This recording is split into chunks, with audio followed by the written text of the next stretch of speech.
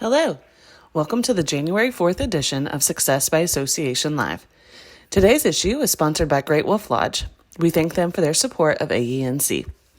Today's article is written by Cynthia Mills, founder of The Leader's Haven. The article is titled, Designing Conversations to Serve and Succeed, and is reprinted with permission. Every time we open our mouths, we design the world we live in. We either do so with intention or carelessly going through our days, casting words in all directions. They either build up, unify, and create stellar end results, or deflate the people around us, their experience of their own lives, and their productivity. Whoever originated, "Sticks and stones may break my bones, but words can never hurt me," may have uttered some truth in terms of whether we choose to absorb and internalize what others say, but it should not be an excuse for carelessly speaking personally or professionally. Today, we see the evidences of this caution in terms of what words can bring forth and how society has become polarized, and how thoughtless people are in their words, whether on the news, in interviews, on social media, or in general conversations.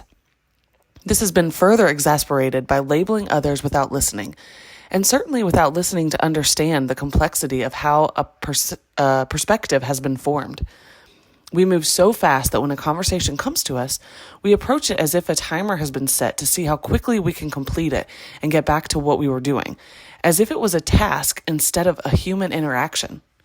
The problem with this approach is that our own behavior moved the engagement from relational to transactional. We aren't considering the other person, their reaction, their needs, and ultimately how we could be co-creative and leverage the conversation to its best possible outcome.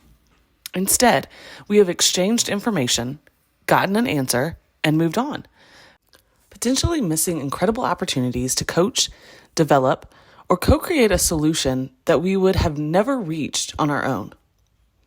Designing conversations is a make or break skill for today's success and one of the most frequently mentioned deficits in coaching conversations.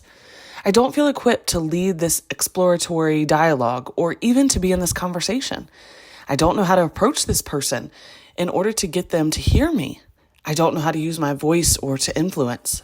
I don't know what not to say. I don't know how to influence the group dynamic. I don't know whether to start with the group or with individual conversations. I don't know that I've ever thought about shaping a conversation in order to achieve a desired outcome. We converse to inform, negotiate, persuade to a preference or convince to win, or move to action, now or in the future, within a framework of specific accepted behaviors. The only person we can control in our conversations is ourselves. However, we can increase the likelihood of the type of response we will receive by inquiring and not accusing.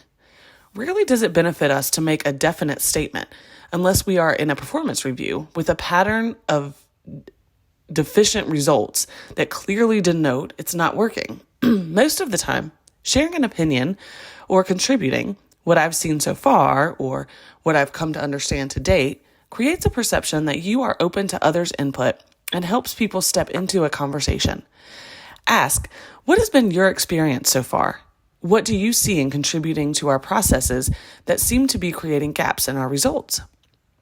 Conversations are between people, and most people want to make a contribution, do a great job, and be part of something terrific. In a professional setting, we need to remember we manage processes, we lead people. To lead others, we must create an environment through conversations that people want to continue co-creating. Remember, that does not mean avoiding conflict. Avoidance behavior never improved anything, changed anything, resulted in getting what you want, helped someone else, or built the muscle for leadership. Framing it carefully is critical. When people perceive they are in conflict, it is emotional and personal. However, when framed as a dialogue with different perspectives that are desired to be considered, navigating through these moments can be de-escalated. Seeking to understand what is underneath is critical. What are the values, beliefs, opinions, and importantly, the fears that are influencing the conversation? Does someone have a need to be right? Are they fearful of losing face, or are they a bully? What impact do you want? Ultimately, slowing down and putting more effort into preparation before engaging another human being is a wise leadership choice and can help every human being each day of their lives. Choosing to be casual about your words will yield consequences at work, at home, and with friends that could be avoided with a little preparation. Incorporate these tips when designing a conversation. Remember that each conversation sets a precedent for future conversations. Establish boundaries and respect. Choose your words carefully as you design the experience. Think about the impact you want to have. Build on previous conversations for continuity and consistency.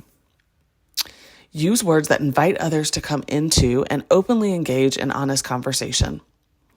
Consider how others will feel or think receiving your message. Watch their response and adjust. Know what you want from the conversation and any non-negotiables. Think of alternatives, counter-offers in advance you can live with and decide what to do in each scenario. Keep your tone of voice even, always. Be honest with yourself about playing or restraining from the zinger gotcha card in order to co-create a great future. Ponder what's at stake. Do you believe is at stake if you speak now, or if you make a request to process and return later to a conversation someone else has initiated, once you feel fully informed and have had time to consider what has been brought to you? Language is the most powerful gift we have as professionals to engage those with whom we wish to do great work. If we want to serve and be successful, learning to design our conversations, no matter how brief or complex, will ultimately determine the world you and those around you experience every day. Co-create intentionally to live the professional and personal lives you want to experience. Your next words will be evidence of your choices. What do you want others to hear and do? That concludes this article. We hope you have a great rest of your day.